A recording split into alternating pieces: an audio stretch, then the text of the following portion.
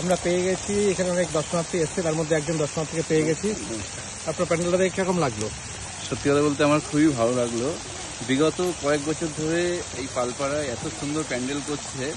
আমি থাকি অরবিন্দপল্লীতে, কিন্তু আমি প্রতিবারই এখানে আসি, আমার খুব ভালো লাগে। স্পেশালি এই যে পুকুরটাকে এরা এত সুন্দর করে সাজায়, এনভায়রনমেন্টটা এত সুন্দর করে, তো আমার খুবই ভালো লাগে। তারপরে মিডিলের এই ব্রিজটার জন্য আরও সুন্দর লাগে এইখানে।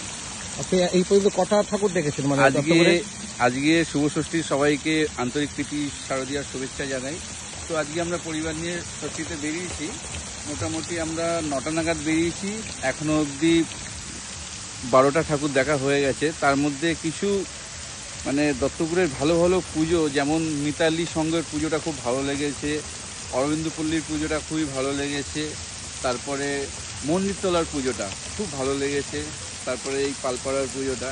দত্তপুকুরে ইদানিং খুব ভালো ভালো পুজো হচ্ছে। আস্তে আস্তে বাইরে থেকেও মানুষ আসছে দত্তপুরের পুজো দেখার জন্য।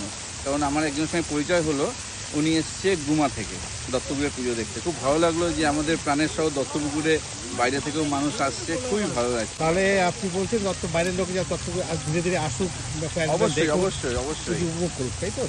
অবশ্যই সবাই আসবেন, দত্তপুরের বাইরে যারা তারাও দত্তপুরে আসবেন। দত্তপুরে ইদানিং খুব ভালো ভালো পুজো হচ্ছে এবং আগামীতে আরও ভালো পুজো হবে আশা করি। সব ক্লাবগুলোর কাছে এটাই আমাদের দত্তপুর বাসিন্দা হিসাবে এই থাকলো যে আপনারা আরও ভালো ভালো পুজো করুন। সপ্তমীর অগ্রিম শুভেচ্ছা রইল সবাইকে। ভালো থাকবেন। হ্যাঁ, টাটা।